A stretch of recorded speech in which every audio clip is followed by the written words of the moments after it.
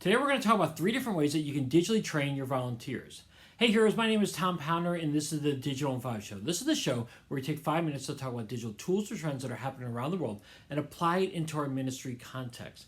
And when I was starting off in student ministry, the only kind of training that we could get was in-person training.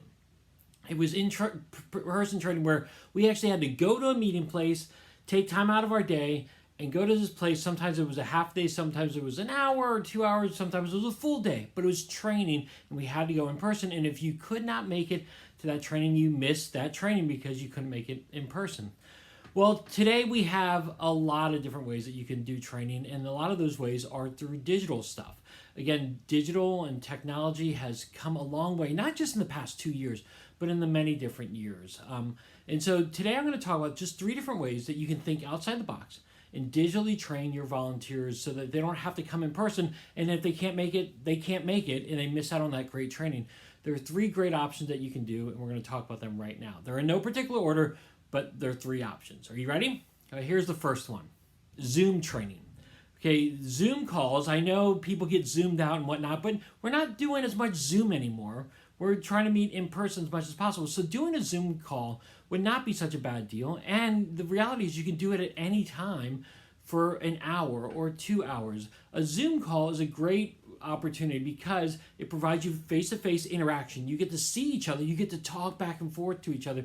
You get to engage with each other. You can do the chat if you want to, but you can also talk back and forth to each other. You can show presentations when you do a slide share.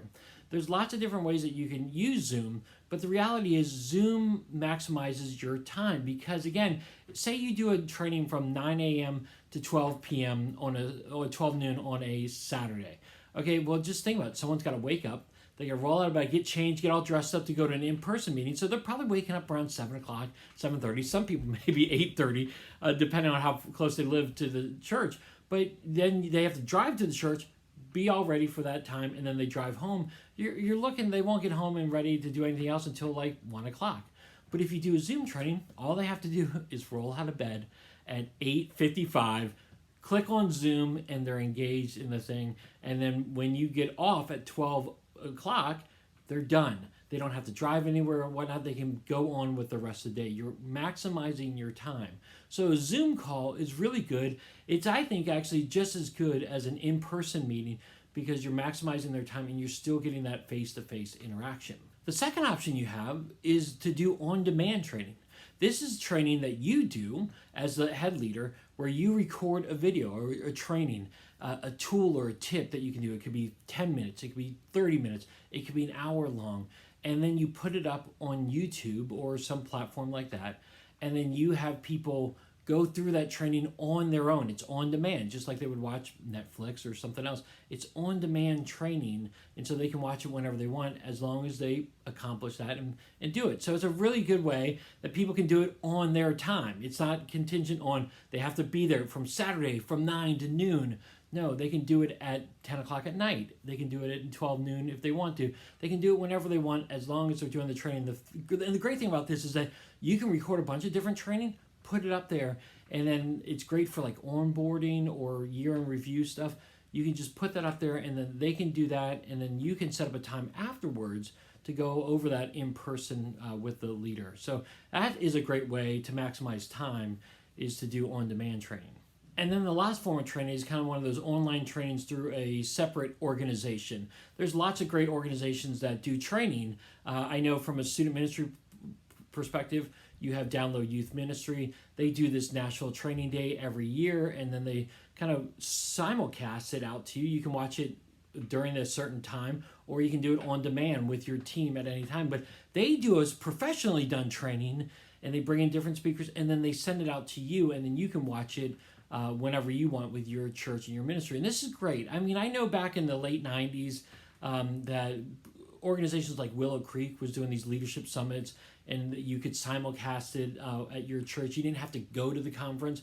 This one, you're getting professional training from legit, real people who are thought leaders or great ministers in that particular field. Not that you're not a great minister, but these are outside people that have a well-known name, a recognition with that, and they're able to give you training that you wouldn't be able to do for yourself and your team. This is a kind of a different voice that's speaking into your team. And it's just a great way for you to just sit there and learn yourself and then process together as a team. So there's lots of great online training, and I would encourage you, whatever your field of ministry is, there's probably a group that has training that they offer. I would encourage you, use it, whether it's free or whether you have to pay a little bit.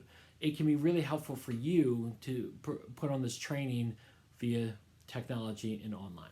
So those are the three that I have highlighted. They're all good, and they all have good pros and cons to it. I've actually done all three of these in different ways, and I think they're both really effective. Even if you wanted to mix match them from time to time, I think it's a really great way for you to stay connected and train your volunteers.